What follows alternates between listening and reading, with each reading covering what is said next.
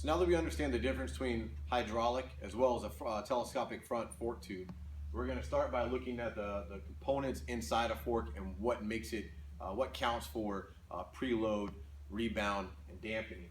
If you look at our stock fork setup, it's made up of an internal fork tube as well as an external fork tube, with the internal fork tube being separated or being protected from the fluid coming out by a fork seal. We also have a dampening valve and a damper tube, and we have the main component spring that's in the internal fork. This internal spring is what's going to determine our preload, as well as going to assist with the dampening and assist with the rebound. The dampening tube, if you'll notice, I've got little circles pinned in here, and that represents the holes that are in the damper tube. The damper tube and those holes are specifically engineered, and they play a part with the dampening valve that mitigates the transfer of fluid in our shock while it's working, while we're going down the road, hitting bumps, riding, or whatever. We also have a rebound spring here that assists with the rebound.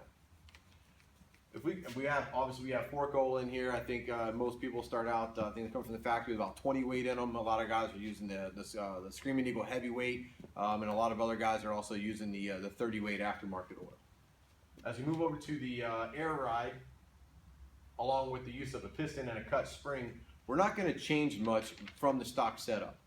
We are going to cut this main component spring down to about 10 or 10.5 inches. We're going to also add in an air piston, and then we're going to add in the ability to add pressurized air above the piston, which is key that this air is going to stay above the piston. This now allows us to replace the spring that we've cut with pressurized air in the piston.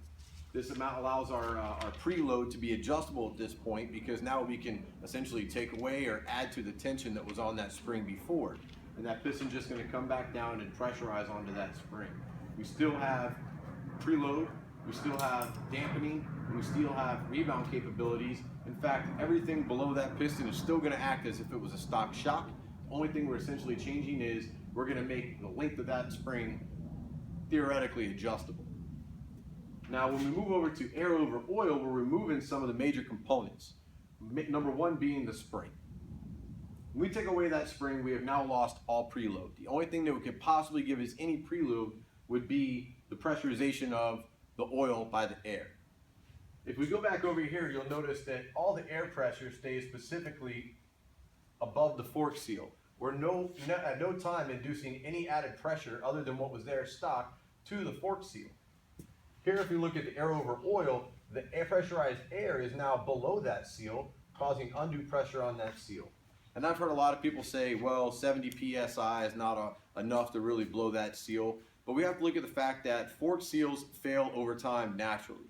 The material is not permanent. It does break down. We see a lot of bikes come into the shop and we'll see fork oil on the internal fork tube, which means that fork oil is already allowed to pass through onto that tube because this fork seal is starting to deteriorate. Now we're adding on undue or unnecessary or non-intended air pressure at 70 psi or more to work up against that fork seal that's already starting to fail. This is only going to increase our likelihood and chances for failure. Let's say a fork seal does fail on an air ride with a piston or a cut spring, and then let's look at it with just air over oil. Because we still have this spring, even though it's shortened, we're still going to have some kind of rebound if we lost all this pressurization from the air over the piston.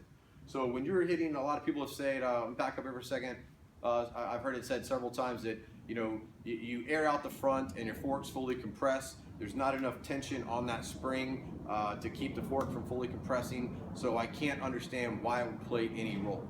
Well, it plays a major role because even without this pressurized here, rebound is acting with the transfer of energy, and that involves this spring in here. So even though it compresses all the way down when you have all the weight of the bike on it, as you hit a bump, there's going to be a transfer of that energy back up, and that spring's going to assist in giving you a little bit more softness.